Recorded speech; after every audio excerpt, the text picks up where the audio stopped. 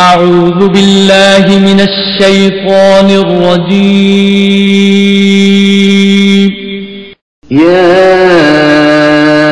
أيها الذين آمنوا اتقوا الله وابتغوا إليه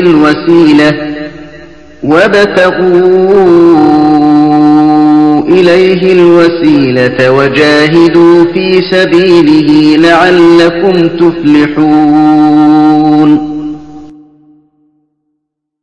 اے مسلمانوں، اللہ سے ڈرتے رہو اور اس کا وسیلہ تلاش کرو اور اس کی راہ میں جہاد کرو تاکہ تمہارا بھلا ہو.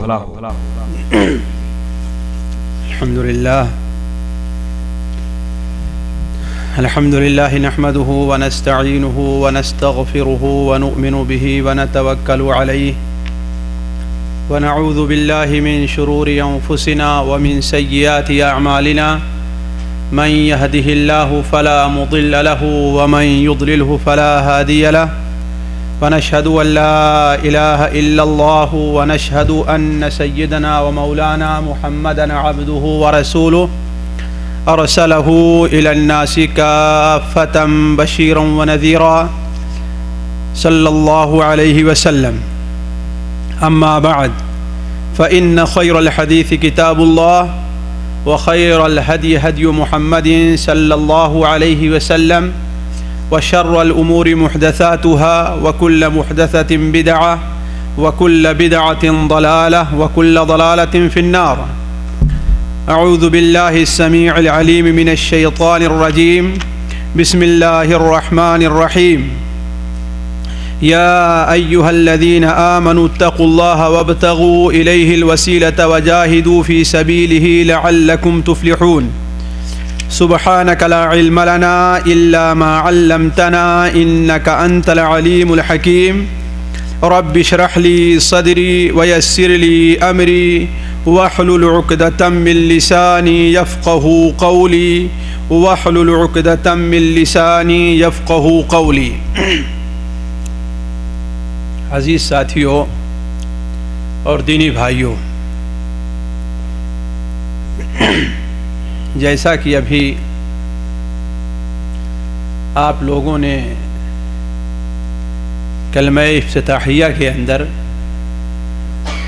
آج کے درس کے موضوع سے متعلق سنا اور اس موضوع کی اہمیت بھی آپ کے گوشے گزار کی گئیں.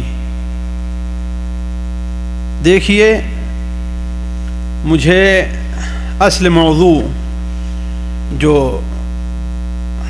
وسیلہ یا وسیلہ کی حقیقت ہے اس کے شروع کرنے سے پہلے دو باتیں آپ لوگوں سے کہنی ہیں، اور اگر ان دو باتوں کو آپ نے اچھی طریقے سے سمجھ لیا تو اصل موضوع اور اصل بیان کو سمجھنے میں بڑی آسانی ہوگی.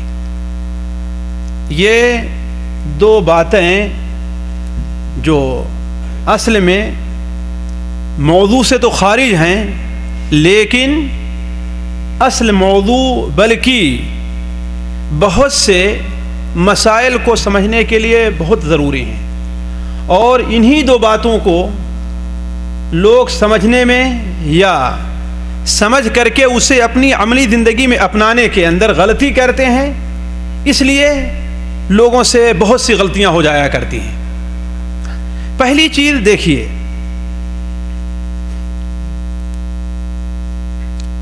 اللہ تبارک و تعالی کی ذات سے متعلق ایک مومن کا، قرآن اور حدیث پر ایمان رکھنے والے شخص کا یہ عقیدہ ہونا چاہیے کہ اس کی ذات پر کسی کا قطعاً کوئی زور نہیں چلتا ہے. وہ قادر مطلق ہے، جو چاہتا ہے کر جاتا ہے، اور جو نہیں چاہتا دنیا کی کوئی طاقت وہ چیز کر نہیں پاتی. انسان جو کچھ بھی کرتا ہے وہ مکمل طور پر اللہ تبارک و تعالی کی مشیت کے تابع ہے۔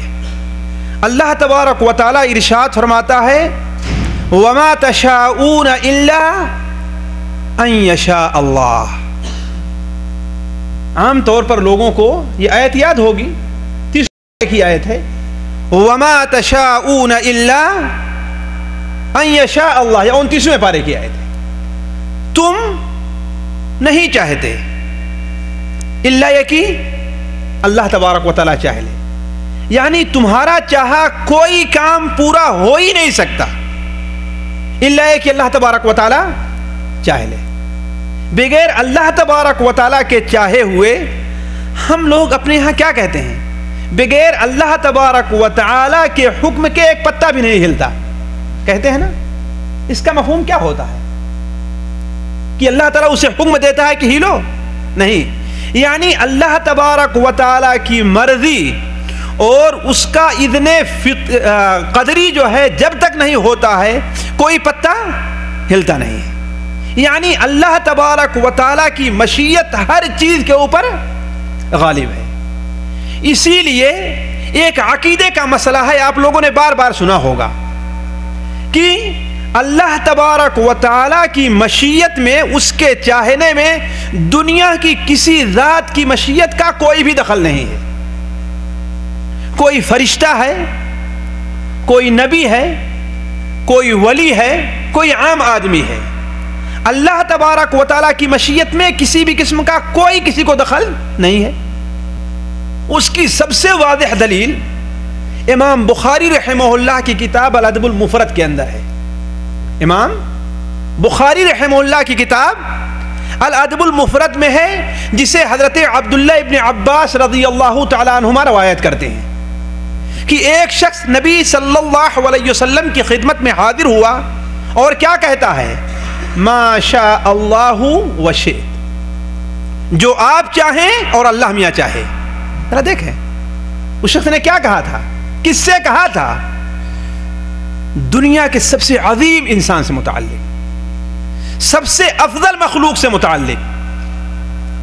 آپ صلی اللہ علیہ وسلم سے بڑھ کر کے کوئی مخلوق اللہ تعالیٰ کو پیاری ہو سکتی؟ آپ سے افضل دنیا کی کوئی مخلوق ہے؟ نہ کوئی نبی اس مقام کو پہنچ سکا ہے، نہ کوئی ولی پہنچ سکا ہے، نہ کوئی فرشتہ پہنچ سکا ہے جو آپ صلی اللہ علیہ وسلم کا مقام ہے۔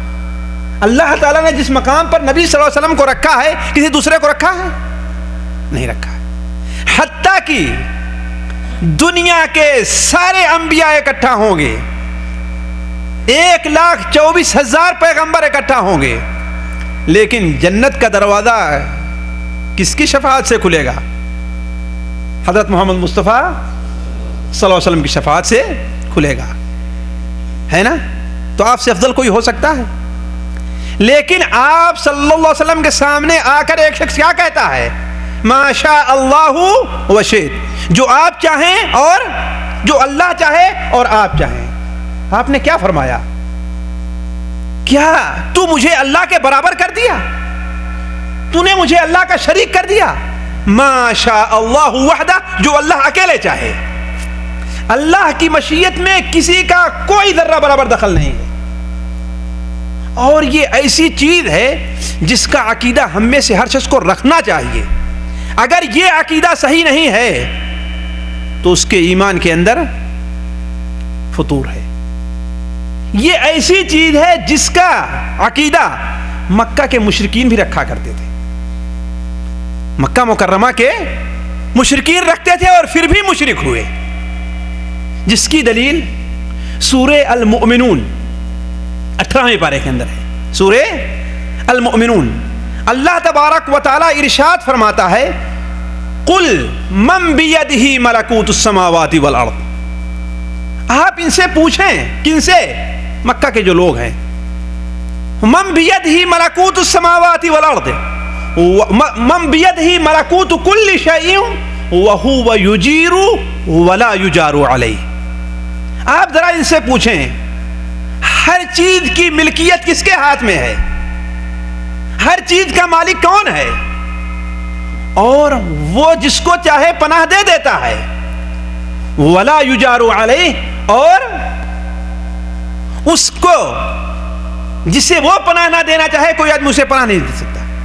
جسے وہ پکڑ لے اسے کوئی چھڑا نہیں سکتا ہے, اور جس کو وہ چھوڑ دے کوئی اسے پکڑ نہیں سکتا ہے. وَهُوَ يُجِيرُ وَلَا يُجَارُ عَلَيْهِ, وہ تو پناہ دیتا ہے لیکن کوئی دوسرا پناہ نہیں دے سکتا. اگر ہے بتاؤ ان لوگوں نے کیا جواب دیا تھا؟ اللہ فرماتا ہے سَيَقُولُونَ لِلَّهِ, وہ آپ کو کیا جواب دیں گے کہ اللہ ہے. یعنی ہر چیز کا مالک کون ہے؟ اللہ تعالیٰ ہے. اس میں کسی کو کوئی بھی شرکت حاصل نہیں ہے. اسے اگر کچھ بھائیوں کو ذرا سا شبہ ہو تو ذرا سا اور وسیع مفہوم میں لیں. دیکھیے یہ موضوع سے خارج بات ہے, لیکن چونکہ اصل موضوع سے گہرا اس کا تعلق ہے اس لیے میں آپ کے سامنے رکھتا ہوں. ذرا قرآن مجید سے مثال لیں آپ.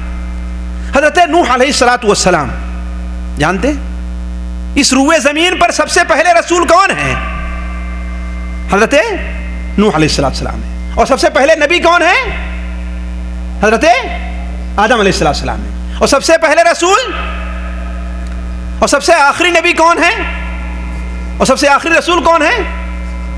ہاں, یعنی دونوں وہی رسول بھی ہیں اور نبی بھی ہیں. تو اس دنیا میں سب سے پہلے آنے والے رسول کون ہیں؟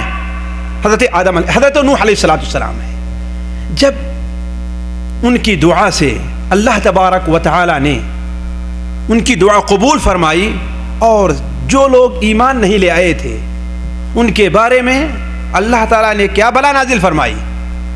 طوفان آیا, آسمان سے بارش ہوئی, زمین سے پانی ابلنے لگا اور سارے کے سارے لوگ ڈوبنے شروع ہو گئے. سارے کے سارے لوگ ڈوبنے لگے. ان میں حضرت نوح علیہ السلام کا ڈوبنے والوں میں بیٹا بھی تھا. ذرا آپ غور کریں کہ اللہ کی جو مشیت ہے اس میں کسی کی کوئی مشیت شامل حال نہیں ہے نا. ذرا غور کریں, نوح علیہ السلام کا بیٹا بھی تھا. کن میں؟ جو لوگ ڈوب رہے تھے. حضرت نوح علیہ السلام جب کشتی پر سوار تھے, دور دیکھتے ہیں کہ ہمارا بیٹا جو ہے پانی کے اندر تیر رہا ہے اور عنقریب ہے کہ پانی کی موجیں اسے ڈبو دیں. کیا کہتے ہیں؟ اے بیٹے اب بہت تھوڑا سا وقت رہ گیا ہے. ظاہر بات بیٹے کی محبت ہوتی ہے کہ نہیں ہوتی؟ ذرا ہمارے وہ بھائی غور کریں جن کے سامنے ان کے بیٹے کی روح نکل رہی ہو. ذرا وہ غور کریں کہ دل پہ کیا گزرتی ہے. جن کے سامنے ان کے بیٹے کی روح نکل رہی ہو تو اس وقت دل پر انسان کے کیا گزرتی ہے. اپنا سارا کچھ لوٹا کر کے بھی اس کی جان بچانا چاہتا ہے کہ نہیں؟ چے جائے کہ اللہ کے نبی تھے, اور اللہ کا نبی اپنے وقت کا سب سے رحم کرنے والا انسان ہوتا ہے.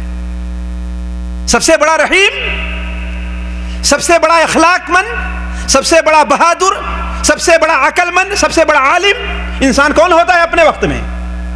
اپنے وقت کا نبی ہوا کرتا ہے. تو اپنے بیٹے کی محبت دل میں کس قدر رہی ہوگی. کہتے ہیں اے بیٹے وقت بہت تھوڑا رہ گیا ہے, ہمارے ساتھ اب بھی مان لے میری بات کو اور کشتی میں سوار ہو جا. لیکن بیٹا کیا کہتا ہے؟ وہ اونچا جو پہاڑ دکھا رہا ہے میں جا کر کے اس کے اوپر چڑھ جاتا ہوں اور اس طوفان سے بچ جاؤں گا. باپ پھر بھی کہتا ہے کہ ارے بیٹا آج اللہ کے عذاب سے بچانے والا کوئی نہیں ہے.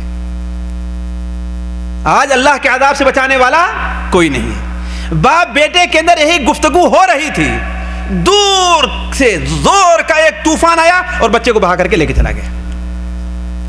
باپ کے دل پہ کیا گزری ہوگی, کیا گزر رہی ہوگی. ان 5 رسولوں میں سے ایک رسول ہیں جنہیں اللہ تبارک تعالیٰ نے کیا فرمایا ہے؟ اولو العزم من الرسول قرار دیا ہے. اولو العزم من الرسول, بڑے عزم والے, بڑے پختہ, یعنی 5 تمام رسولوں میں سب سے افضل یہ 5 رسول ہیں. اور ان 5 میں سب سے افضل کون ہے؟ اللہ کے رسول صلی اللہ علیہ وسلم ہے. ذرا دیکھیں دوسرے عام انسان کی کیا اہمیت ہو سکتی ہے. کوئی کتنا ہی بڑا بزرگ کیوں نہ ہو, کوئی کتنا نمازی کیوں نہ ہو, لیکن نبی کے مقام کو کبھی بھی پہنچ نہیں سکتا. رسول کے مقام کو کہیں پہنچتا. امام ابو جعفر طحاوی رحمہ اللہ، امام ابو جعفر طحاوی حنفی رحمہ اللہ اپنی کتاب عقیدہ طحاویہ میں رکھتے ہیں کہ کوئی ولی کسی بھی صورت میں کسی نبی کے مقام کو نہیں پہنچ سکتا، بلکہ دنیا کے سارے ولی مل کر کے بھی ایک نبی کے مقام کو نہیں پہنچ سکتے. یہ اہل سنت والجماعت کا عقیدہ ہے. اہل سنت والجماعت کا عقیدہ جو اپنی کتاب میں نقل کیا امام ابو حنیفہ رحمہ اللہ سے لے کر کے ان کے شاگردوں اور بعد کے لوگوں کا، کہا کہ کوئی بھی ولی کتنا بھی بڑا ہو جائے کسی نبی کے مقام کو نہیں پہنچ سکتا، بلکہ ساری دنیا کے ولی مل کر کے بھی ایک نبی کے مقام کو نہیں پا سکتے. تو حضرت نوح علیہ السلام دل پہ کیا گزری ہوگی؟ وہ چاہتے ہوں کہ میرا بیٹا ڈوب جائے، نہیں، پھر بھی نہیں رہا گیا. اللہ تعالیٰ کے سامنے زبان کھولتے ہیں کہ اے اللہ تبارک و تعالیٰ، آپ نے یہ عہد لیا تھا اور یہ وعدہ لیا تھا کہ آپ تمہارے گھر والوں کو میں بچا لوں گا. یہ میرا بیٹا میرے آنکھوں کے سامنے ڈوب رہا ہے، اسے تو بچا لے. لیکن اللہ کی مشیت شامل حال نہیں تھی. اللہ کی مشیت شامل حال نہیں تھی. اللہ نے کیا فرمایا؟ اے نوح، جس چیز کی تمہیں اجازت نہیں ہے اس بارے میں ہم سے کلام تک نہیں کرنا ہے، تمہیں بات تک نہیں کرنی ہے. یہ قرآن مجید کی بات ہے کہ نہیں؟ میری طرف سے بات ہے. سورہ ہود 11واں پارہ اٹھا کر کے دیکھ لیجیے. سورہ ہود 12واں پارہ اٹھا کر کے دیکھ لیجیے. سورہ ہود کے اندر کتنی صراحت کے ساتھ ہے. تو عرض کرنے کا مقصد اللہ تعالیٰ کی مشیت جہاں پر نہ ہو، دنیا کی کسی ذات کی مشیت جو ہے وہاں پر کام نہیں دے سکتی. حضرت انس بن مالک رضی اللہ تعالیٰ عنہ کی روایت اور حضرت اسامہ ابن زید کی روایت بخاری مسلم اور دوسری حدیثوں کے اندر ہے. حضرت انس بن مالک رضی اللہ عنہ کی روایت کہ اللہ کے رسول صلی اللہ علیہ وسلم کے وہ صاحبزادے جن کا نام ابراہیم تھا، ان کا کیا نام تھا؟ ابراہیم. ان کی والدہ کا کیا نام تھا؟ والدہ کا کیا نام تھا؟ ابھی ہمارے عمومی طور بھائیوں سے پوچھا جائے کہ فلاں جی نہ ہاں ماریا قبطیہ تھا. یہ اکیلی اولاد ہے آپ صلی اللہ علیہ وسلم کی جن کی پیدائش تھے ماریا کے بطن سے ہے. باقی دوسری ساری اولاد آپ کی کس سے ہیں؟ حضرت خدیجہ رضی اللہ تعالی عنہا سے ہیں. تو آپ صلی اللہ علیہ وسلم کے صاحبزادے مدینہ سے باہر کہیں یہ ایک لوہار کے ہاں دودھ پینے کے لیے آپ نے انہیں رکھ دیا تھا. آپ ان کی زیارت کرنے جایا کرتے تھے. بخاری شریف کہتے تھے، حضرت انس بن مالک رضی اللہ عنہ کی روایت ہے، ان کی زیارت کرنے آپ جایا کرتے تھے، انہیں اٹھاتے تھے، چومتے تھے، بوسہ لیتے تھے اور واپس چلے آیا کرتے تھے. ایک بار آپ جب تشریف لے گئے تو سخت بیمار تھے، بلکہ صورتحال یہ پہنچی کہ نزع کی کیفیت تھی، یعنی روح نکل رہی تھی. آپ نے انہیں گود میں لیا، آپ کی آنکھوں سے رحمت کے آنسو گر گئے. حضرت عبد الرحمن بن عوف نے کہا اے اللہ کے رسول صلی اللہ علیہ وسلم آپ بھی روتے ہیں؟ آپ نے فرمایا اے عبد الرحمن یہ رونا نہیں، یہ رحمت ہے اللہ اپنے بندوں کے، جس کے دل میں چاہتا ہے رکھ دیتا ہے. اس کے بعد آپ نے کیا فرمایا؟ اے ابراہیم ہم وہی کچھ کہیں گے جس سے ہمارا رب راضی ہو جائے، ہم وہ نہیں کہہ سکتے جس سے ہمارا رب ناراض ہو. البتہ یہ ضرور ہے کہ دل پریشان حال ہے، دل جل رہا ہے، آنکھیں اشکبار ہیں، لیکن زبان سے وہی کچھ ادا ہوگا جو میرے رب کی مرضی کے موافق ہے. یہ الگ معاملہ ہے کہ وَإِنَّا لِفِرَاقِكَ يَا إِبْرَاهِيمُ لَمَحْزُونُونَ، اے ابراہیم تمہاری جدائی کا ہمیں غم ضرور ہے. ذرا بتائیے آپ صلی اللہ علیہ وسلم کی خواہش نہیں تھی کہ یہ زندہ رہے؟ لیکن اللہ کی مشیت کے سامنے کسی کی کوئی مشیت کام نہیں دیتی. جو چاہتا ہے اللہ چاہتا ہے، اور جو چاہتا ہے وہی ہو کر کے رہتا ہے، اور جو اللہ نہیں چاہتا وہ قطعاً نہیں ہوگا. تو یہ پہلی بات ہے کہ ہم اور آپ عقیدہ، یہ بڑا اہم مسئلہ ہے اور بڑا لمبا. اگر اس کے اوپر قرآن اور حدیث سے ہم مثالیں دینا شروع کر دیں تو سارا محاضرہ اسی پر ختم ہو جائے گا کہ اللہ کی مشیت کے مقابلے میں کسی کی مشیت کا کوئی دخل نہیں ہے. جو اللہ چاہے گا وہی ہوگا، اور جو اللہ نہیں چاہے گا وہ قطعاً وہ نہیں ہو سکتا ہے، اور جو اللہ نہیں چاہے گا کوئی نبی کوئی ولی لاکھ چاہے وہ کام ہو نہیں سکتا ہے۔ دوسری چیز یہ ہے کہ بہت سے لوگ اس بارے میں دھوکے میں رہتے ہیں، کسی چیز کے حق یا ناحق ہونے کا معیار کیا ہے؟ کیا یہ ہے کہ وہ چیز ہمارے یہاں کے لوگ کرتے چلے آ رہے ہیں یا اور کوئی چیز ہے؟ کسی بھی چیز کے حق یا ناحق ہونے کا معیار یہ ہے کہ وہ چیز قرآن اور حدیث کے موافق ہے کہ نہیں؟ ہمارے یہاں کے لوگ اس پر عمل کرتے ہوں یا عمل نہ کرتے ہوں، اگر وہ چیز قرآن اور حدیث کے موافق ہے تو وہ چیز حق ہے، اور قرآن اور حدیث کے موافق نہیں ہے تو وہ چیز نہ حق ہے۔ اور یہ ایسی چیز ہے جس کو اللہ تبارک و تعالی نے قرآن مجید میں بڑی وضاحت کے ساتھ بیان کر دیا ہے، اور یہ ان لوگوں کی جو غلط راستے پر تھے، جو بھٹکے ہوئے راستے پر تھے، یہ دلیلیں پیش کرتے تھے۔ ہر قسم کی دلیل سے جب عادی یاد آتے تھے تو کیا کہتے تھے کہ ہم نے اپنے باپ اور دادا کو یہ چیز کرتے ہوئے پایا ہے۔ چنانچہ ایک مثال میں دوں آپ کو، اللہ کے رسول صلی اللہ علیہ وسلم جب اپنی دعوت لے کر کے آئے تو مکہ کے لوگوں نے مختلف اسلوب اختیار کیا آپ صلی اللہ علیہ وسلم سے بحث کرنے کا، روکنے کا، حجت کرنے کا، ہر قسم۔ ان لوگوں نے ایک وقت عتبہ کو اللہ کے رسول صلی اللہ علیہ وسلم کی خدمت میں بھیجا تو اس نے کیا کہا؟ اے محمد، اللہم صلی علی محمد وعلی آل محمد، آپ افضل ہیں یا آپ کے باپ عبداللہ آپ سے بہتر تھے؟ آپ خاموش رہ گئے، ہے نا؟ اس نے اور کہا کہ تم زیادہ جانتے ہو، تم افضل ہو، یا کہ تمہارے دادا عبد المطلب زیادہ جانتے اور بہتر تھے؟ اگر وہ لوگ تم سے بہتر تھے تو وہ لوگ بھی تو ان بتوں کی پوجا کرتے ہوئے آئے ہیں۔ آپ نے کیا جواب دیا؟ کوئی جواب دیا؟ یعنی یہ دلیل پیش کیا ان لوگوں نے کہ تمہارے باپ دادا کا یہ عمل چلا آ رہا ہے۔ اس پر آپ صلی اللہ علیہ وسلم نے کچھ نہ کہہ کر کے قرآن مجید سورہ فصلت شروع سے آخر تک، شروع سے لے کر کے 1 رکوع 1.5 رکوع آپ نے پڑھ دی، اور اس میں فرمایا انما انا بشر مثلکم یوحى الی انما الہکم الہ واحد فاستقیموا الیہ واستغفروہ وویل للمشرکین الذین لا یؤمنون بالآخرۃ ویل للمشرکین الذین لا یؤتون الزکاۃ وهم بالآخرۃ هم کافرون۔ آپ کہہ دیجئے کیا کہ میں تو اللہ کا میں تو تم لوگوں کی طرح ایک بشر ہوں، صرف یہ ہے کہ میری طرف اللہ تعالیٰ وحی کرتا ہے، جو وحی کرتا ہے اللہ تعالیٰ وہی حق ہے کہ نہیں؟ تو معلوم یہ ہوا کہ حق بات کیا ہے؟ جو قرآن اور حدیث اور وحی کے موافق ہو، اور جو اس کے خلاف وہ بات کیا ہے؟ غلط۔ ان دو چیزوں کے اوپر آپ غور کر لیجئے اور سوچ لیجئے۔ یہ دو چیزیں اگر آپ لوگوں کے یا جس کے سمجھ میں آ گئیں، اصل مسئلہ اس کے سمجھنے میں، اصل مسئلے کو سمجھنے میں اسے بڑی آسانی ہوگی۔ دیکھیے مسئلہ وسیلہ جو ہے یہ بڑا مختلف فی مسئلہ چلا آ رہا ہے لوگوں میں۔ ذرا ہم ٹھنڈے دل سے مسلک کو چھوڑ کر کے، اپنے علاقے کو چھوڑ کر کے، اپنے باپ دادا کو چھوڑ کر کے صرف قرآن اور حدیث کی روشنی میں اسے سمجھنا چاہیں کہ آخر اس کی حقیقت کیا ہے۔ آیا وسیلہ کوئی چیز ہے کہ کوئی چیز ہے ہی نہیں؟ دیکھیے وسیلہ کے معنی کیا ہوتا ہے؟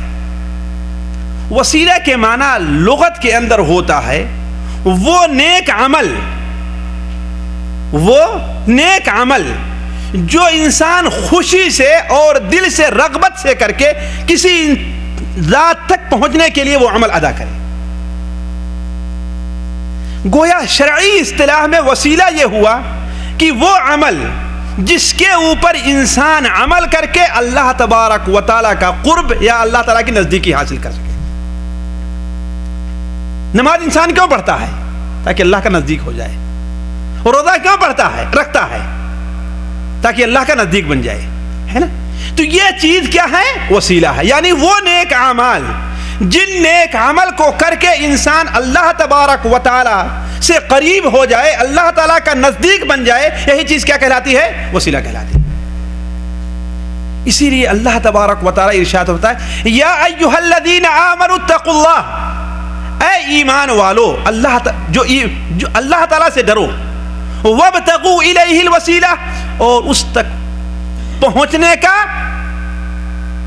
ذریعہ تلاش کرو، وسیلہ ڈھونڈو، یعنی وہ عمل کرو جو عمل تجھے اللہ تبارک و تعالیٰ کے قریب کر دے۔ اور دنیا کے جتنے مفسرین گزرے ہیں اس آیت کا یہی مفہوم بیان کیا ہے، جو اللہ تعالیٰ کے احکام ہیں اس پہ اوپر عمل کرو، اور جس سے اللہ تعالیٰ نے منع کیا ہے اس سے تم لوگ رک جاؤ، اس سے تم لوگ رک جاؤ، یہی چیز وسیلہ ہے۔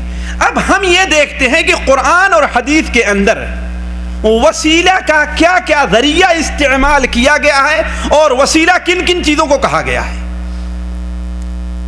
ایک حدیث شریف میں آتا ہے، مسند احمد، صحیح مسلم، سنن ابو داود اور ترمذی وغیرہ میں حضرت عبداللہ ابن عمر رضی اللہ عنہ سے روایت ہے کہ اللہ کے رسول صلی اللہ علیہ وسلم نے ارشاد فرمایا، جب مؤذن کی آواز سنو، میں خاص طور پر یہ حدیث آپ کے سامنے رکھ رہا ہوں اس لیے کہ اس بارے میں بہت سے لوگ کوتاہ رہا کرتے ہیں، بہت سے لوگ کوتاہ رہتے ہیں۔ جب مؤذن کی آواز سنو تو جس طریقے سے وہ کہتا ہے ویسے تم بھی کہو، ہے نا؟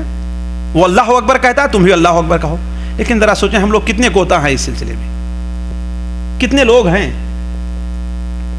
حالانکہ منٹ چند منٹوں کی بات نہیں ہے، ایک منٹ بہت دیر تک جو مؤذن اذان دے گا وہ منٹ، 1.5 منٹ، 2 منٹ لے گا نا، لیکن اتنی دیر تک ہم سے اور آپ سے خاموش نہیں ہویا جاتا ہے کہ نہیں؟ بات کرتے رہتے ہیں، گپ کرتے رہتے ہیں، کسی دوسرے کام کے اندر مشغول رہتے ہیں، اور خاص طور پر افطاری کرنا ہو تب تو اور موقع نہیں رہتا ہے، اگر روزہ ہو اور افطاری کرنا ہو تو اور بھی موقع نہیں ملتا، جلدی کھانے کی لگی رہتی ہے، اس لیے کہ پتہ نہیں اتنی دیر میں کتنا کھا لیں گے۔ حالانکہ ذرا دیکھیں کتنا بڑا اجر، کتنا بڑا ثواب ہے کہ جب مؤذن کی آواز سنو تو جس طریقے سے وہ کہتا ہے ویسے تم بھی کہو، سوا کلمت ایش حی علی الصلاۃ اور حی علی الفلاح، اس میں کیا کہنا ہے؟ لا حول ولا قوت الا باللہ کہنا ہے۔ کیوں؟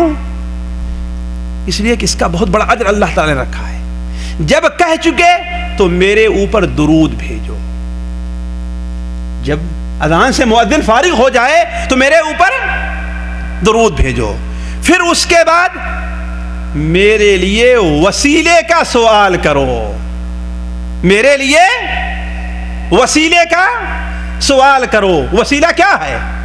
وہ دعا ہے جو اذان کے بعد پڑھی جاتی ہے، اللہم رب هذه الدعوة التامة الصلاة القائمة آت محمدا الوسیلة والفضیلہ وبعثه مقاما محمودا الذی وعدتہ۔ اس میں ہم نے کیا کہا ہے کہ محمد صلی اللہ علیہ وسلم کو وسیلت اور وہ فضیلت عطا فرما جس کا آپ نے ان سے وعدہ کیا ہے۔ تو یہ وسیلہ ہے کیا چیز؟ جس نے ایسا کر لیا، اللہ کے رسول صلی اللہ علیہ وسلم فرمان ہے کہ حلت لہو شفاعتی، اس کے لیے میری شفاعت ثابت ہے، میں اس کی شفاعت کروں گا دن قیامت میں۔ یہ وسیلہ ہے کیا چیز؟ آپ نے فرمایا یہ جنت میں ایک مقام ہے جو اللہ کے صرف ایک بندے کو ملنے والا ہے، اور میں امید رکھتا ہوں کہ وہ بندہ اللہ کا کون ہے؟ میں ہوں۔ تو یہ مقام اللہ تبارک و تعالیٰ کے قرب اور نزدیکی ہے، اس لیے اسے بھی وسیلہ کہا گیا ہے۔ تو عرض کرنے کا مقصد، اصل وسیلے کا معنی کیا ہے؟ وہ عمل جو نیک عمل کر کے اللہ تبارک و تعالیٰ کا قرب حاصل کیا جائے۔ سب سے بڑا وسیلہ اللہ تبارک و تعالیٰ اور اللہ کے رسول پر ایمان لانا ہے، سب سے بڑا وسیلہ ہے۔ کوئی ایمان لائے بغیر اللہ کے قریبی ہو سکتا ہے؟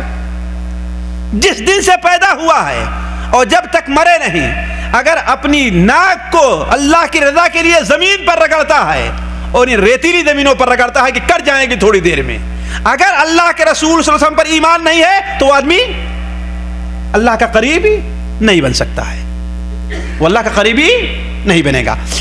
قصہ مختصر یہ کہ ہم اور آپ یہ آتے ہیں کہ قرآن اور حدیث کی روح سے اللہ کے رسول صلی اللہ علیہ وسلم نے ہمیں اور آپ کو کس قسم کے وسیلے اختیار کرنے کی اجازت دی ہے۔ اس لیے کہ دیکھیے جتنا عبادت کا کام ہے اس کے لیے ضروری ہے کہ وہ چیز اللہ کے رسول صلی اللہ علیہ وسلم سے ثابت ہو، اور اگر ثابت نہیں تو وہ کام کیا ہوگا؟ بدعت کا ہوگا نا۔ اگر وہ چیز ثابت ہے تو وہ سنت ہے، اور اگر ثابت نہیں تو دونوں کے بیچ میں کوئی چیز ہے نہیں۔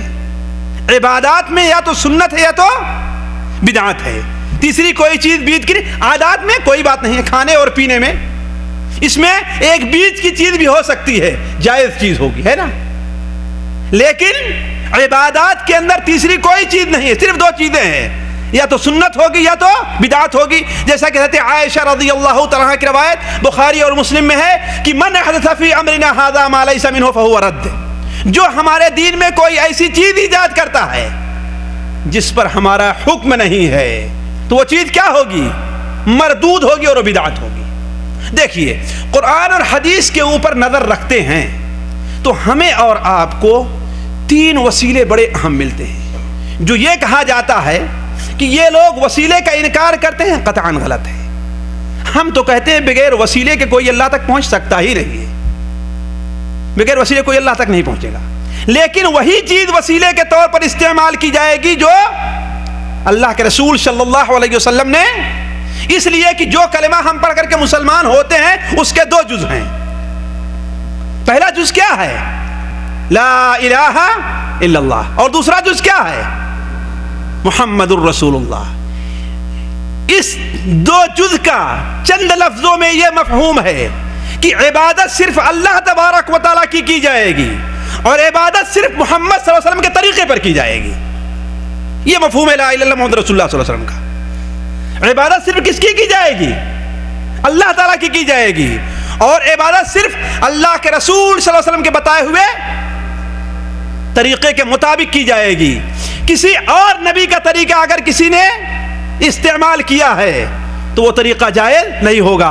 اسی لیے آپ صلی اللہ علیہ وسلم کی حدیث مسلم شریف میں ہے، اس ذات کی قسم جس کے ہاتھ میں محمد صلی اللہ علیہ وسلم کی جان ہے، کوئی بھی شخص اس امت کا خواہ یہودی ہے یا نصرانی ہے، میرے بارے میں سن لیتا ہے اور پھر بھی میرے اوپر ایمان نہیں لیتا اور اسی حال میں اس کا انتقال ہو جاتا ہے تو کہاں جائے گا؟ وہ جنت میں، قطعاً جنت میں جائے گا. وہ ہے کہ نہیں ہے؟ تو عبادت صرف اللہ تعالیٰ کی جائے گی، اور کس کے طریقے پر کی جائے گی؟ حضرت محمد مصطفیٰ صلی اللہ علیہ وسلم کے طریقے پر کی جائے گی. خلاف پیمبر کسے راہ گزید کہ ہرگز بمنزل نہ خواہد رسید. محمد صلی اللہ علیہ وسلم کے راستے کے خلاف جو انسان راستہ اختیار کرے گا وہ منزل مقصود پر یعنی جنت پر کبھی نہیں پہنچے گا. اسی لیے کسی شاعر نے کہا ہے نا کہ مسلک سنت پہ یہ سالک چلا جا بے دھڑک، جنت الفردوس کو سیدھی گئی ہے یہ سڑک، یہ سڑک جنت الفردوس کو سیدھی گئی، اس میں کہیں ہیر پھیر نہیں ہے. تو عبادت صرف اللہ تبارک و تعالیٰ کی ہوگی، اور کس طریقے پر ہوگی؟ اللہ کے رسول صلی اللہ علیہ وسلم کے بتائے ہوئے طریقے پر ہوگی. تو عرض کرنے کا مقصد اس روشنی میں جب ہم دیکھتے ہیں تو اللہ کے رسول صلی اللہ علیہ وسلم نے ہمیں اور آپ کو تین قسم کے وسیلے بتلائے ہیں، اور ان وسیلوں کا استعمال کرنا نہ صرف بہتر بلکہ ضروری ہے. ان وسیلوں کا استعمال کرنا بہتر ہی نہیں بلکہ ضروری ہے. پہلا وسیلہ کیا ہے؟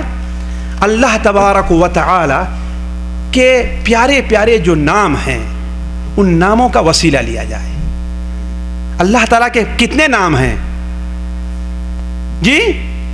بس 99 نام ہیں. بڑا مختصر کر دیا آپ لوگوں نے، تو بڑا چھوٹا بنا دیا ہمارے رب کو. ہمارا رب تو بہت عظیم ہے، اس کے نام کا کوئی احاطہ نہیں کر سکتا، ہے کہ نہیں ہے؟ اس کے نام کا کوئی احاطہ نہیں کر سکتا، اس کے نام ہیں. آپ نے صرف مختصر کر دیا 99 نام. اللہ تعالیٰ کے بہت سارے نام ہیں، حتیٰ کہ انہی ناموں میں سے بہت سے ایسے نام ہیں جو اللہ کے رسول صلی اللہ علیہ وسلم فرماتے ہیں مجھے اس دنیا میں معلوم نہیں ہے، مجھے کہاں بتائے جائیں گے؟ جب آپ حشر کے میدان میں شفاعت کے لیے سجدہ ریز ہوں گے تو اللہ تعالیٰ وہ حمد کے کلمات آپ کو سکھائے گا.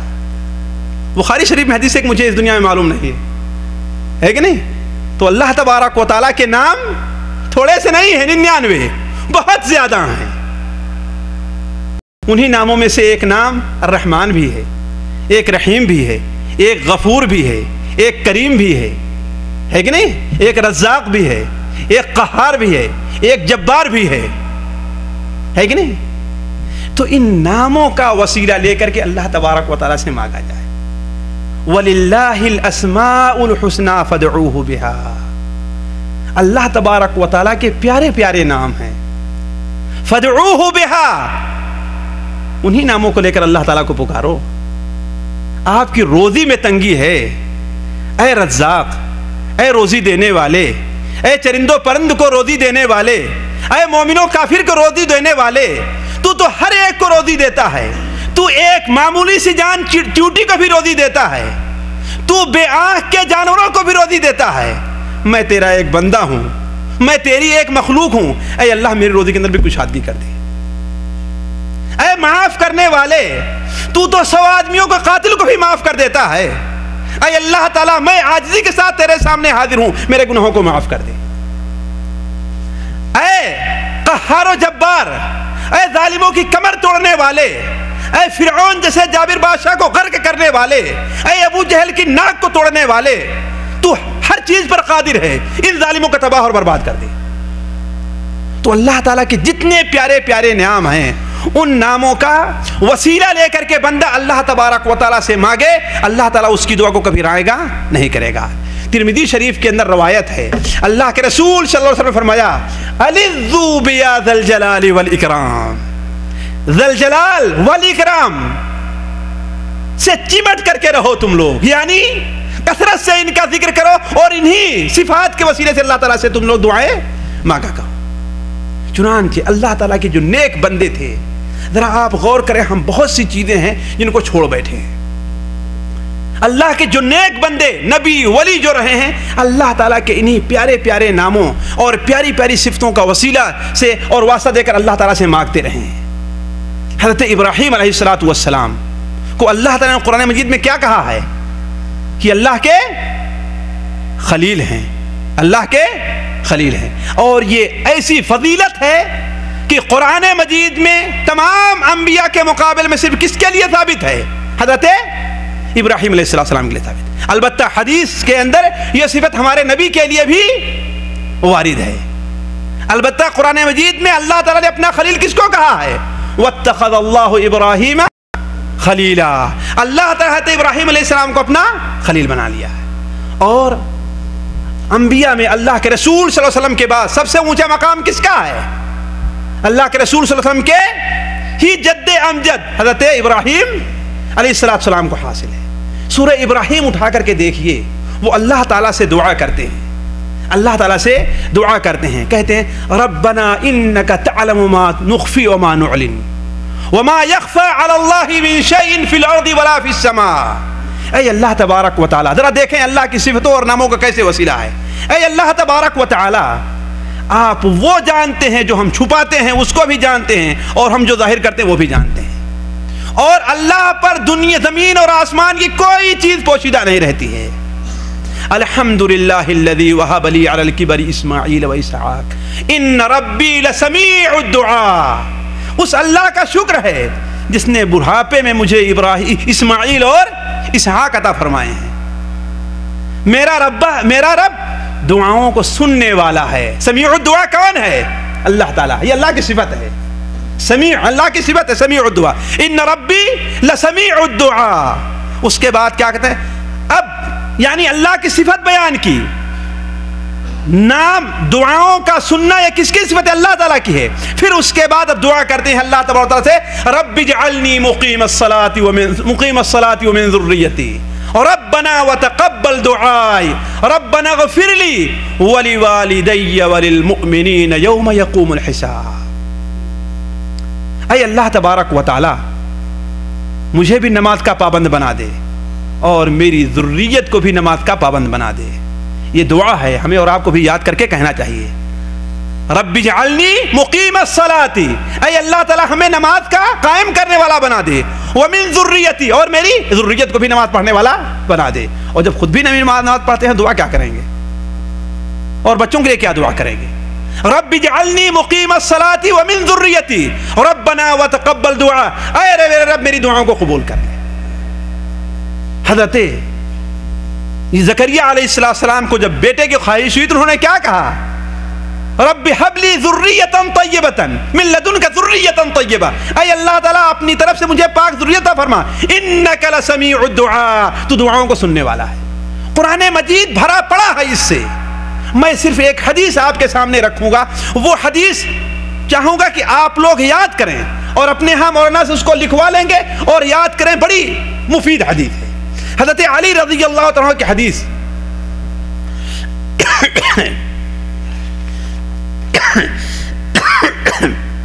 بلکہ حضرت عبداللہ بن مسعود کی مسند احمد میں ہے کہ اللہ کے رسول صلی اللہ علیہ وسلم نے ارشاد فرمایا،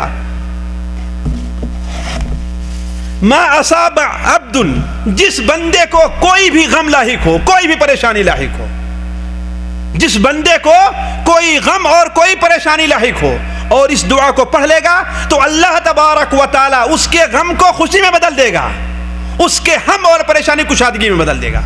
کتنے لوگ ہیں پریشان ہیں، اور یہی بتا دوں کہ میں ضعیف حدیث بیان کرنے کا عادی نہیں ہوں، میں جو حدیث آپ کے سامنے رکھوں گا وہ صحیح رکھوں گا، اور اسی لیے کہ کوشش کر کے آپ لوگ اس کے اوپر عمل کریں۔ ہم میں سے کون ہے جو پریشان نہیں ہے؟ ہم میں سے کون ہے جس کو کوئی غم لاحق نہیں ہے؟ ہمیں کون ہے جس کو کوئی پریشانی لاحق نہیں ہے؟ دوسری طرف دعائیں کیوں ڈھونڈنے جاتے ہیں، دوائیں کیوں ڈھونڈنے جاتے ہیں؟ آئیے ان دعاؤں کا سہارا لیجئے۔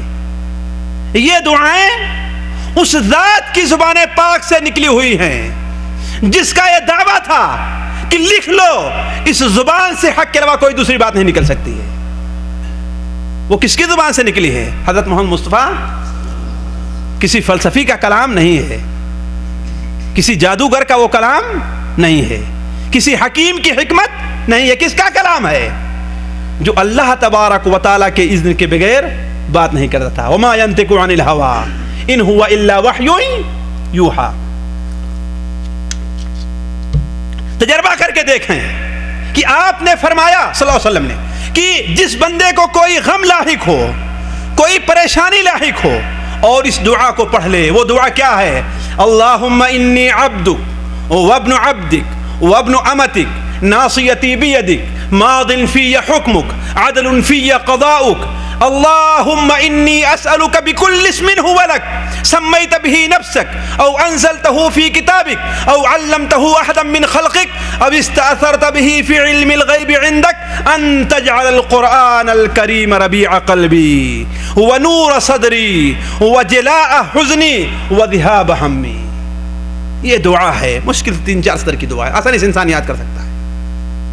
اللہم انی عبدک وابن عبدک، اے اللہ تعالی میں تیرا بندہ ہوں اور تیرے بندے کا بیٹا ہوں، تیری بندی کا بیٹا ہوں۔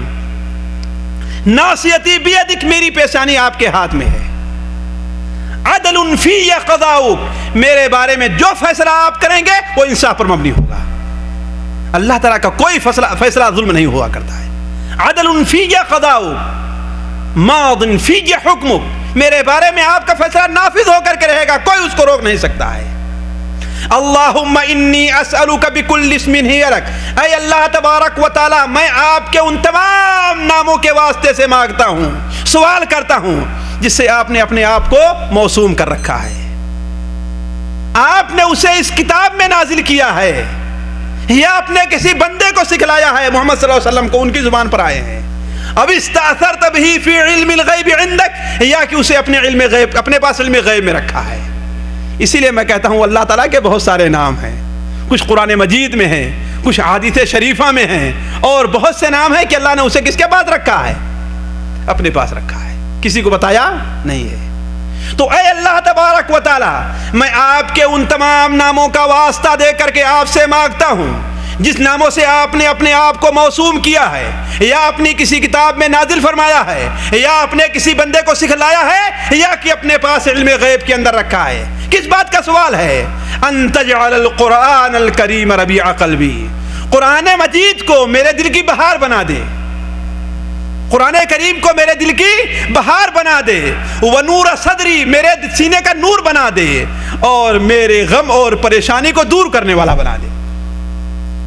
اسی لیے صحابہ کرام سے آپ نے فرمایا کہ یہ دعا اس بات کی حقدار ہے کہ اسے یاد کر لیا کرو۔ تو ذرا دیکھیں اللہ کے رسول صلی اللہ علیہ وسلم نے ان اپنے دعا کے اندر اللہ تعالیٰ کے ان ناموں کا واسطہ لیا ہے، اس لیے اللہ تعالیٰ کی ناموں اور صفتوں کا وسیلہ لے کر کے دعا مانگی جائے۔ جیسے کہ ہم نے مثال دیا، اگر کوئی آدمی تنگ حال ہے، روزی اسے نہیں ملتی ہے، اللہ تعالیٰ کی رزاقیت کا حوالہ دے۔ کوئی آدمی تنگ ہے دشمنوں سے، دشمن اسے پریشان کر رہے ہیں، اللہ تعالیٰ کی قہاریت اور جباریت کا وسیلہ لے انسان۔ کوئی آدمی کسی سے بہت بڑا گناہ صادر ہو گیا ہے، شرمندہ ہے، پشیمہ ہے اپنی بات پر، اللہ تعالیٰ کی شان غفوریت کا وسیلہ لے کر کے اللہ تعالیٰ سے مانگے، اور یقیناً اللہ تعالیٰ اس کی دعا کو قبول کرے گا۔ وَقَالَ رَبُّكُمُ ادْعُونِي أَسْتَجِبْ لَكُمْ، اور تمہارا رب تو کہہ رہا ہے کہ مانگو تو ہم سے، ہم تمہاری دعا قبول کریں گے، تو ہم سے دعا کرو ہم تمہاری دعا قبول کریں گے۔ تو یہ پہلی چیز ہے جس کا وسیلہ قرآن مجید سے اور اللہ کے رسول صلی اللہ علیہ وسلم کے حدیث سے ثابت ہے۔ دوسری قسم کا وسیلہ یہ ہے کہ انسان کوئی اللہ تعالیٰ کے لیے نیک عمل کیا ہے، صرف اللہ کی رضا کے لیے، اس میں کسی کے دکھاوے کا کوئی دخل نہیں ہے، ان اپنے کام کا اور اعمال کا وسیلہ لے کہ اللہ تبارک و تعالیٰ اس کا یہ کام کر دے، اس کا یہ کام کر دے۔ قرآن مجید میں اس کا بھی بہت کثرت سے ذکر ہے۔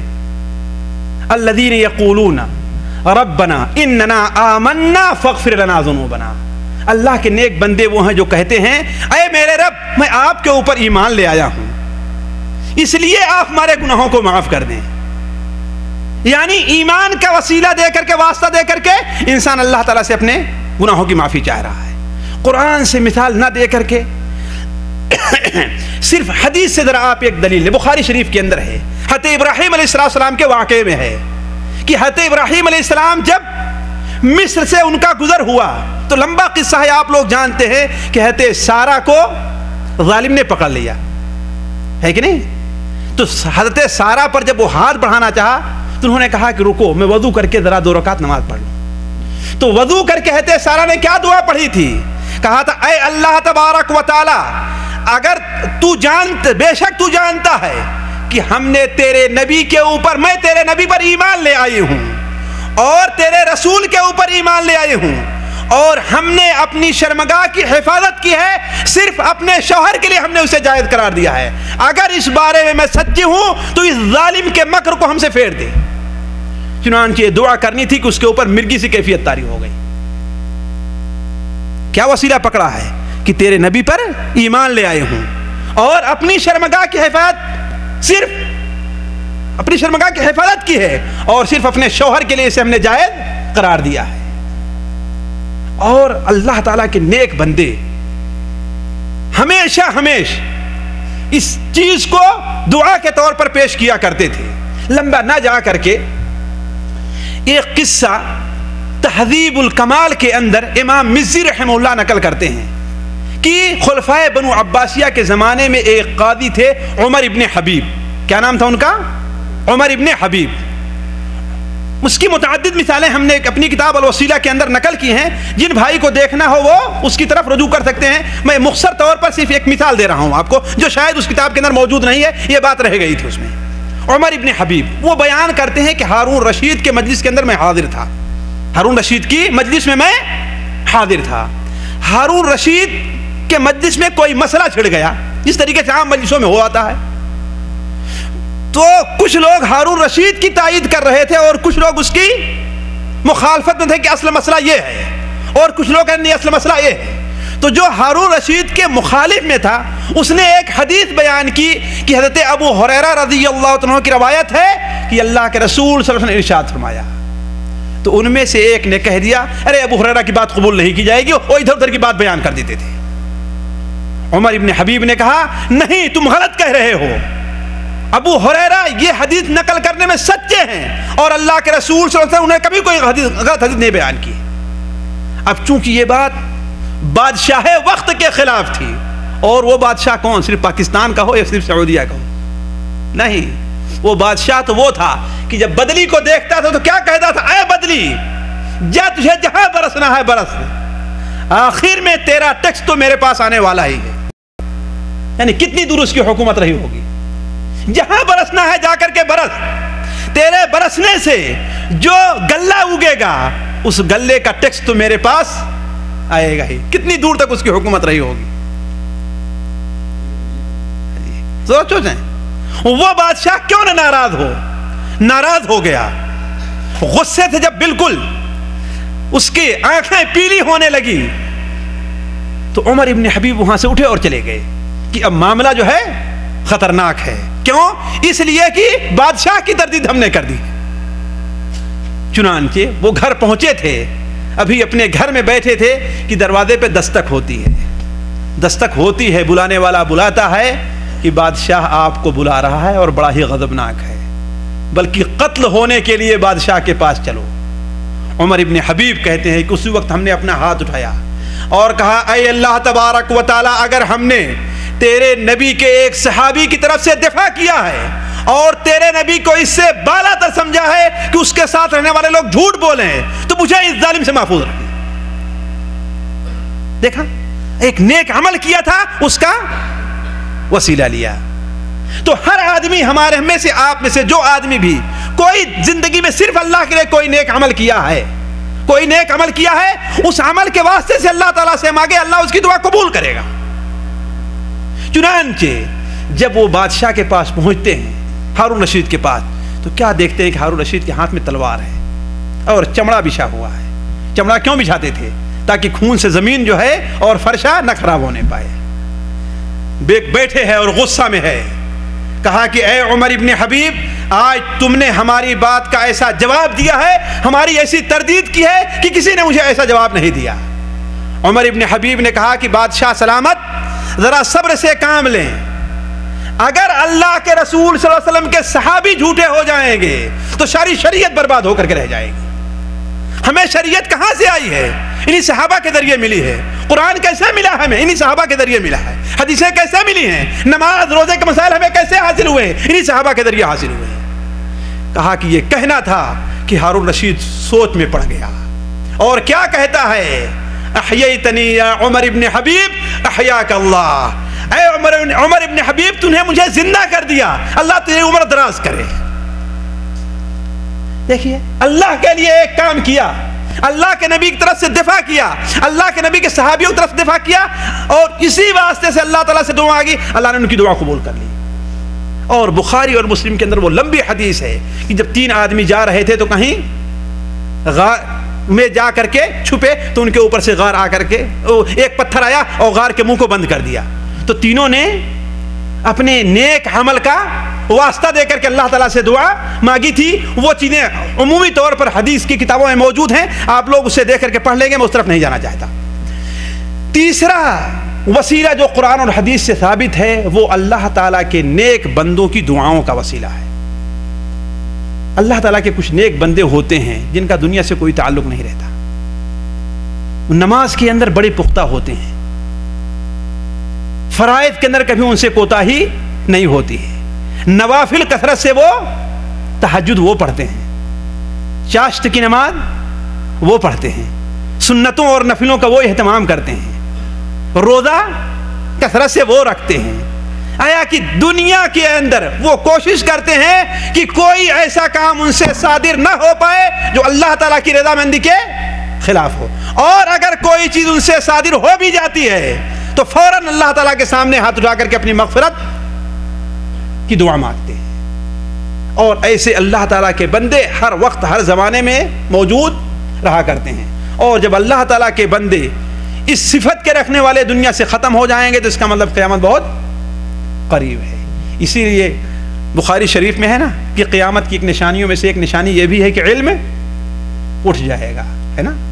علم کیسے اٹھے گا؟ کہ اللہ تعالیٰ کتاب کو چھین لے جائے گا لوگوں کے دل سے؟ نہیں، علماء اٹھ جائیں گے جو صحیح علم قرآن اور حدیث کا رکھنے والے ہیں، جو توحید کا صحیح علم رکھنے والے ہیں، عبادات کا صحیح علم رکھنے والے ہیں، وہ دنیا سے اٹھ جائیں گے۔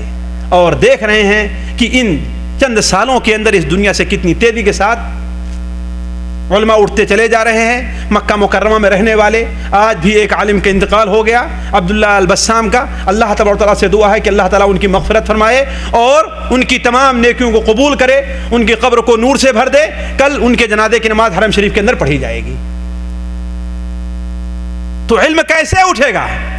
علماء کے اٹھ جانے سے۔ تو عرض کرنے کا مقصد، اللہ تعالیٰ کے ایسے بندے جب اٹھ جائیں گے تو قیامت سمجھے کہ بڑی قریب ہے۔ اور یہ ایسی چیز ہے، ایسا وسیلہ ہے کہ صحابہ کرام ان سے پہلے اور ان کے بعد اور آج تک بھی مسلمان یہ وسیلہ لیتے رہے ہیں۔ اللہ کے رسول صلی اللہ علیہ وسلم اللہ کے رسول صلی اللہ علیہ وسلم، جیسا کہ بخاری شریف کے اندر حدیث ہے کہ ایک عورت آپ کی خدمت میں حاضر ہوتی ہے اور کہتی اے اللہ کے رسول صلی اللہ علیہ وسلم، مجھے مرگی کی بیماری ہے، میں بے ہوش ہو جاتی ہوں اور اس بے ہوشی کے عالم میں ہمارا سطر بھی کھل جاتا ہے، بے پردگی ہو جاتی ہے، میں برہنہ ہو جاتی ہوں، آپ اللہ تعالیٰ سے دعا کیجئے کہ اللہ تعالیٰ مجھے اس سے بچا لے۔ آپ نے فرمایا کہ اگر تم چاہو تو میں تمہارے لیے دعا کروں، اللہ تعالیٰ انشاءاللہ تمہیں شفاعت عطا فرمائے گا، اور اگر چاہو تو تم صبر سے کام لو، اس کے بدلے اللہ تعالیٰ تمہیں جنت عطا فرمائے گا۔ اگر چاہو تو صبر کرو، اللہ تعالیٰ اس کے بدلے تمہیں جنت عطا فرمائے گا، اور اگر چاہو تو میں دعا کر دوں، اللہ تعالیٰ تمہیں شفا دے گا۔ وہ کیا کہتی ہیں؟ اے اللہ کے رسول صلی اللہ علیہ وسلم، میں صبر کروں گی، لیکن ایک چیز کی دعا کر دیں کہ جو میں برہنہ اور بے پردہ ہو جاتی ہوں، اللہ مجھے اس سے محفوظ رکھے، اللہ مجھے اس سے محفوظ رکھے۔ حضرت عبداللہ ابن عباس رضی اللہ عنہ کی روایت بخاری شریف میں ہے کہ آپ صلی اللہ علیہ وسلم نے دعا کی کہ انہیں مرگی تو نہیں ختم ہوئی، اس لیے کہ اس کے لیے آپ نے دعا ہی نہیں کی تھی، البتہ دعا کی تو وہ بے پردہ نہیں ہوا کرتی تھی۔ اسی طریقے سے ایک روایت جو سنن کے سے باہر ہے کہ ایک بار اللہ کے رسول صلی اللہ علیہ وسلم کی خدمت میں بخار آتا ہے، بخار جانتے ہیں نا، یا حمہ جسے کہتے ہیں، آپ کی خدمت میں حاضر ہو کر کے کہتا ہے کہ آپ مجھے اپنے جو سب سے عزیز ترین لوگ ہوں ان کی طرف بھیج دیجیے۔ اس لیے دیکھیں بخار آنا کوئی بری چیز نہیں ہے، یہ مرض جو ہوتا ہے انسان کے گناہوں کا کفارہ ہوا کرتا ہے، ضرورت یہ ہے کہ ہم اور آپ اس کے اوپر صبر سے کام لیں۔ اور ابو داؤد شریف کے اندر ایک روایت ہے کہ ایک شخص آتا ہے اور کہتا ہے کہ مجھے تو کبھی سر میں درد بھی نہیں ہوا، آپ نے کیا فرمایا؟ بھگاؤ، ہٹ جاؤ میرے سامنے۔ تو بیمار ہونا کوئی بری چیز نہیں ہے، اللہ تبارک و تعالی بیمار کر کے ہمیں اور آپ کو، ایک مومن کو بیمار کر کے اس کے گناہوں کا کفارہ کر دیتا ہے، اس لیے بیماری کے اندر پریشان نہیں ہونا چاہیے، اور وہ ناجائز وسائل استعمال نہیں کرنا چاہیے جو استعمال کرنا جائز نہیں ہے کہ نہیں ہے؟ کچھ لوگ ہیں بڑے پریشان ہو کر کے ناجائز طریقے اور ناجائز چیزیں استعمال کرنا شروع کر دیتے ہیں، قطعاً نہیں، جو طریقہ جو چیزیں اللہ نے جائز قرار دی ہیں اس سے علاج کیا جائے اور صبر سے بیماری کے اوپر کام لیا جائے۔ تو آپ صلی اللہ علیہ وسلم نے بخار کو کس کی طرف بھیج دیا؟ انصار کی طرف بھیج دیا۔ راوی بیان کرتے ہیں کہ انصار کا کوئی بھی ایسا گھر نہیں تھا جس کے اندر بخار داخل نہ ہوا ہو، اور اگر مجھ سے بھول نہیں ہو رہی ہے تو 6 یا 7 دن تک مستقل ان کے گھروں میں بخار رہ گیا۔ آپ صلی اللہ علیہ وسلم ان کے گھر کی، ان میں سے ہر ایک کی عیادت کرتے تھے، آپ تشریف لے آتے تھے اور ان کے لیے دعا کرتے تھے۔ ایک بار آپ دعا کر کے تشریف لے آ رہے تھے کہ ایک عورت بھاگتی ہوئے آئی اور کہتی ہے اے اللہ کے رسول صلی اللہ علیہ وسلم، میں بھی انصاری ہوں، میرا باپ بھی انصاری تھا، آپ نے ہر ایک کے لیے دعا کی ہے، میرے لیے بھی دعا کر دیں۔ آپ صلی اللہ علیہ وسلم نے فرمایا کہ اگر چاہو تو صبر کرو اور تمہارے لیے جنت ہے، اس بخار کے اوپر، اس بیماری پر تم صبر کرو، تمہارے لیے جنت ہے، اور اگر چاہو تو میں تمہارے لیے دعا کر دوں، اللہ تمہیں شفا دے گا۔ انہوں نے کہا اے اللہ کے رسول صلی اللہ علیہ وسلم، میں جنت کو تو خطرے میں نہیں ڈال سکتی ہوں، میں صبر کروں گی اور مجھے جنت چاہیے، میں اسی بخار کے اندر رہوں گی۔ تو عرض کرنے کا مقصد ایک صحابہ کرام اللہ کے رسول صلی اللہ علیہ وسلم سے دعائیں کروایا کرتے تھے اور آپ دعا کرتے تھے۔ آپ کے بعد بھی حضرت عمر فاروق رضی اللہ عنہ زمانے میں جب قحط پڑا ہے تو لوگوں نے کس سے دعا کروائی ہے؟ حضرت عباس ابن عبد المطلب سے، ہے کہ نہیں ہے؟ حضرت معاویہ کے زمانے میں قحط پڑا، انہوں نے اسود ابن قیس سے دعا کروائی۔ تو عرض کرنے کا مقصد کہ یہ تیسرا وسیلے کا ذریعہ ہے، وسیلہ ہے جس کے ذریعے سے بندہ اللہ تعالیٰ سے اپنی مرادیں مانگ سکتا ہے، یعنی اللہ تعالیٰ کے پیارے پیارے ناموں اور صفتوں کا وسیلہ اور اپنے نیک اعمال کا وسیلہ، اللہ پر ایمان کا، اللہ کے رسول پر ایمان کا، نماز پڑھنے کا، کسی کی خدمت کرنے کا، کوئی بھی نیک عمل اللہ تعالیٰ کے لیے کیا ہو اس کا وسیلہ۔ اور تیسری چیز کیا ہے؟ انسان اللہ کے کسی نیک اور صالح بندے، لیکن شرط یہ ہے نیک اور صالح بندے کے لیے 2 شرطیں ضروری ہیں، ان چیزوں دونوں شرطوں کو ملحوظ رکھا جائے گا۔ اگر یہ 2 چیزیں ملحوظ نہیں رکھی گئی تو وسیلہ صحیح نہیں ہوگا۔ پہلی چیز یہ ہے کہ وہ شخص نیک اور صالح اور شریعت کا پابند ہو، نیک اور صالح اور شریعت کا پابند ہو، بے نمازی نہ ہو، درمنڈا نہ ہو، زکات کو چھوڑنے والا نہ ہو، روزہ توڑنے والا نہ ہو، حشیش اور گانجا پینے والا نہ ہو، عورتوں سے اکیلے میں ملنے والا نہ ہو، چاہے جھاڑ پھونک کے لیے یا کسی اور کام کے لیے کسی بھی نامحرم ایسی عورت جو اس کی محرم نہیں ہے اس سے اکیلے میں ملنے والا نہ ہو۔ اللہ کے رسول صلی اللہ علیہ وسلم جو سب سے عظیم اور سب سے پاک انسان تھے، حضرت عائشہ فرماتی ہیں کہ آپ کے ہاتھ نے کسی ایسی عورت کا ہاتھ چھوا نہیں ہے جو آپ کے لیے جائز نہ ہو۔ بخاری شریف کے اندر یہ روایت ہے۔ تو پہلی شرط یہ ہے کہ وہ انسان شریعت کا پابند ہو، یہ مختصر طور پر یہ الفاظ، شریعت محمدی صلی اللہ علیہ وسلم کا وہ انسان پابند ہو۔ اور دوسری چیز یہ ہے کہ یہ عقیدہ ہو کہ یہ صرف ایک واسطے اور وسیلے کی حیثیت رکھتا ہے، اس کے پاس کوئی دوسری طاقت نہیں ہے۔ تیسری چیز یہ ہے کہ وہ ذات موجود ہو، زندہ ہو اور موجود ہو۔ اسی لیے ذرا آپ غور کریں، بخاری شریف کے اندر جو روایت ہے کہ اللہ کے رسول صلی اللہ علیہ وسلم کی وفات کے بعد حضرت عمر ابن خطاب رضی اللہ تعالیٰ عنہ نے اللہ کے رسول صلی اللہ علیہ وسلم کی ذات کا یا آپ کی دعا کا وسیلہ نہیں لیا، کس کا وسیلہ لیا ہے؟ حضرت عباس ابن عبد المطلب کا۔ بخاری شریف کے اندر حضرت انس بن مالک کی روایت ہے۔ تو عرض کرنے کا مقصد یہ ہے کہ کسی نیک اور صالح ذات کے وسیلے کے لیے ان تین چیزوں کی شرط ہے۔ پہلی چیز کیا ہے؟ نیک اور صالح وہ انسان ہو۔ دوسری چیز یہ ہے کہ وہ زندہ اور موجود ہو۔ اور تیسری چیز یہ ہے کہ یہ عقیدہ رکھا جائے کہ اس کے پاس کوئی غیر فطری طاقت نہیں ہے، یہ صرف اللہ تعالیٰ سے دعا کر سکتا ہے، اللہ چاہے گا اور تو انشاءاللہ اس کی دعا کو قبول کرے گا۔ اس کے بعد وقت آتا ہے کہ ہم آپ کے سامنے مختصر طور پر وہ رکھیں کہ جو وسیلے ہمارے اور آپ کے ہاں رائج ہیں، البتہ قرآن اور حدیث سے اس کا ثبوت نہیں ہے۔ پہلی چیز کیا ہے کہ کسی کی ذات کا وسیلہ لیا جائے، کسی شخص کی ذات کا وسیلہ لیا جائے کہ اے اللہ تبارک و تعالی فلاں بزرگ کے وسیلے سے آپ سے میں مانگتا ہوں کہ مجھے آپ میرا یہ کام ہو جائے۔ کم سے کم 30 پارے والا یہ جو قرآن ہے اور اللہ کے رسول صلی اللہ علیہ وسلم کی جو چاہے 30,000 ہوں 40,000 ہوں جتنی بھی حدیثیں ہوں، ان حدیثوں کے اندر کم سے کم اس وسیلے کا کوئی ذکر موجود نہیں ہے۔ اور ظاہر بات ہے جو چیز اللہ کے رسول سے موجود نہیں ہوگی وہ چیز کیا ہوگی؟ بدعت ہوگی۔ اسی طریقے سے کسی کے رتبے اور مقام کا وسیلہ لینا، اور یہ بھی عرض کر دوں کہ یہ ایسی چیز میں آپ کے سامنے رکھ رہا ہوں جو اس پر حنفیہ، مالکیہ، شافعیہ، حنبلیہ ہر ایک کا اتفاق ہے کہ کسی کی ذات کا وسیلہ لینا جائز نہیں ہے۔ چنانچہ فقہ حنفی کی سب سے مشہور بہت مشہور کتاب در مختار اور البحر الرائق کے اندر ہے کہ کسی انسان کے لیے یہ مناسب نہیں ہے کہ کسی کی ذات کا وسیلہ لے کر کے اسے پکارے۔ کیوں؟ اس لیے کہ اللہ تعالیٰ پر کسی کی ذات کا کوئی حق حاصل نہیں ہے، اللہ سب سے بے نیاز ہے۔ اسی طریقے سے دوسری صورت جو لی جاتی ہے، بعض لوگ لیتے ہیں اور وہ بدعت ہے، کسی کے رتبے اور مقام کا وسیلہ لینا کہ اے اللہ تعالیٰ حضرت محمد رسول اللہ صلی اللہ علیہ وسلم کے جاہ اور مقام کا وسیلہ میں لیتا ہوں کہ میرا یہ کام کر دے۔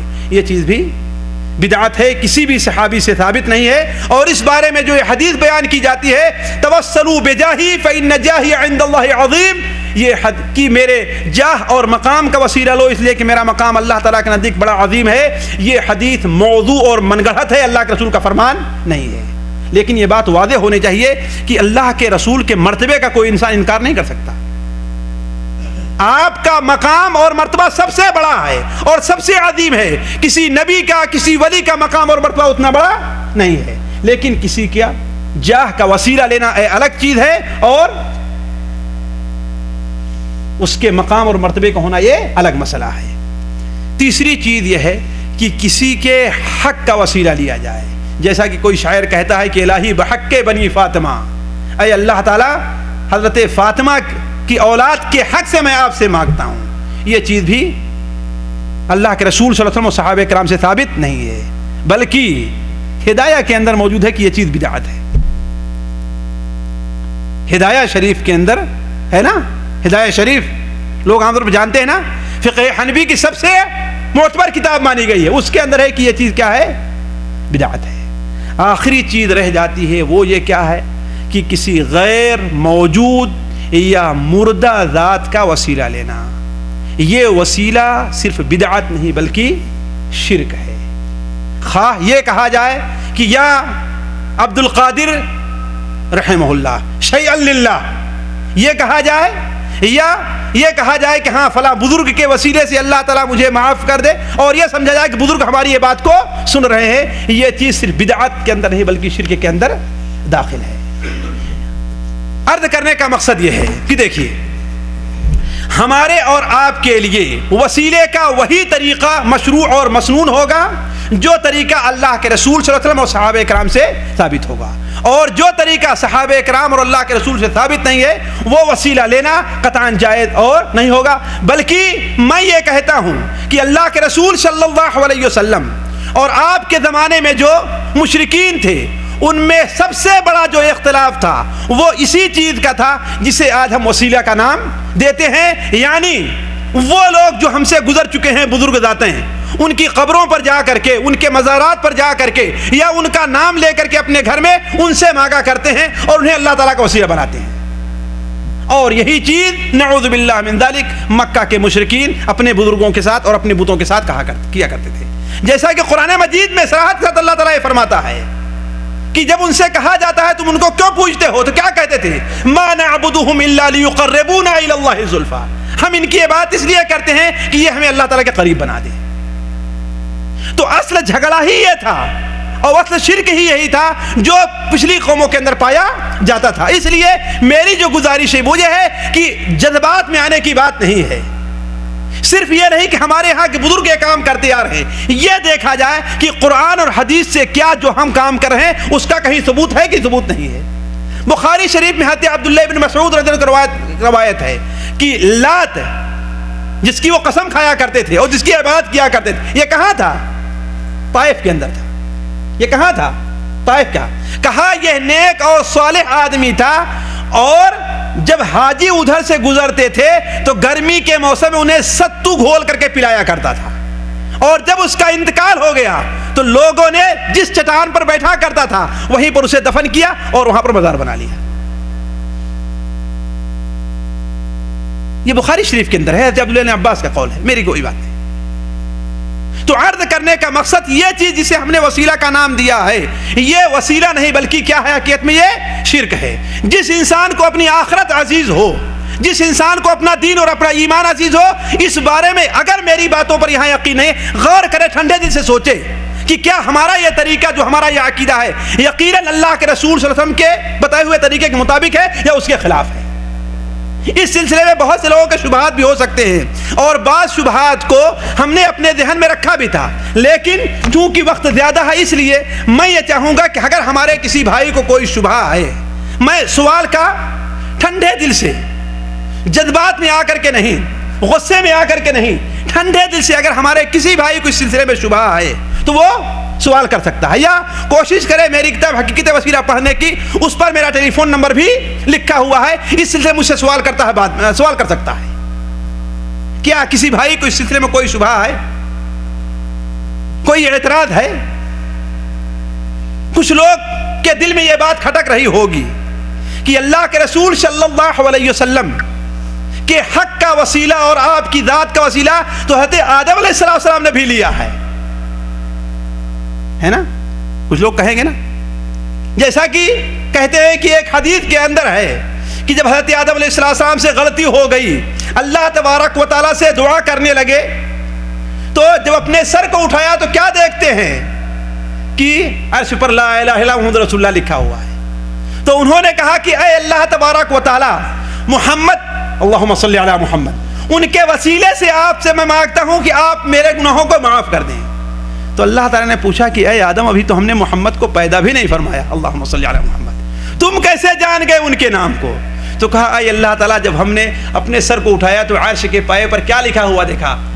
لا الہ الا اللہ محمد الرسول اللہ. تو ہم نے سمجھا کہ آپ اپنے نام کے ساتھ اسی کے نام کو ملائیں گے جو آپ کے نزدیک سب سے بڑا عظیم ہوگا. اس میں کوئی شک نہیں، اللہ کے رسول صلی اللہ علیہ وسلم اللہ تعالیٰ کے نزدیک سب سے عظیم ہیں اور سب سے پیارے ہیں. لیکن سوال یہ ہے کہ کیا یہ اللہ کے رسول صلی اللہ علیہ وسلم کا فرمان ہے یا قصے اور کہانیاں ہیں؟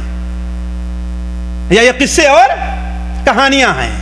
تمام علماء کا اس حدیث کے ضعیف ہونے بلکہ بہت سے علماء کے اس حدیث کے باطل اور موضوع ہونے کے اوپر اتفاق ہے، یعنی اللہ کے رسول کا فرمان نہیں ہے۔ اگر دوستو ہماری شریعت اور ہمارا اسلام بھی ویسے ہو کہ جو جس کے من میں آئے کہہ جائے اور جو جس کے من میں آئے کر جائے اور ہر چیز کو شریعت بنا دے، تو اس قرآن کے محفوظ رہنے کی وجہ کیا ہو سکتی ہے؟ یہی تو ہماری خوبی ہے ہمارے مذہب کی، کہ جس شکل میں اللہ کے رسول صلی اللہ علیہ وسلم لے کر کے آئے تھے قرآن مجید میں اور صحیح حدیثوں کے اندر، وہ دین اسی شکل میں آج بھی موجود ہے۔ اگرچہ لوگ بھٹکتے گئے ہیں، کچھ لوگ ادھر ادھر کے قصے بیان کرتے ہیں، فلاں بزرگ کے قصے اور فلاں پیر کے قصے اور فلاں ولی کے قصے بیان کرتے ہیں، لیکن سوال یہ ہے کہ کہیں قصوں سے مسئلہ ثابت ہوتا ہے؟ ویسے ہی قصے ہندو اپنے بزرگوں کے بارے میں بیان کرتے ہیں، اور ویسے ہی قصے یہودی اپنے بزرگوں کے بارے میں بیان کرتے ہیں، ویسے ہی قصے نصارہ اپنے بزرگوں کے بارے میں بیان کرتے ہیں۔ تو کون سی دلیل ہے کہ آپ کے قصے سچے ہیں اور ان کے قصے جھوٹے ہیں؟ اس کے علاوہ کوئی دلیل نہیں ہو سکتی کہ ان قصوں کو اس قرآن مجید کے اوپر پیش کیا جائے، اللہ کے رسول صلی اللہ علیہ وسلم کے حدیث کے اوپر پیش کیا جائے۔ اگر وہ قصے قرآن مجید اور صحیح حدیثوں کے موافق ہیں تو انہیں قبول کیا جائے، اور اگر غلط ہے تو انہیں رد کر دیا جائے۔ ہے بات صحیح کہ نہیں بات صحیح ہے؟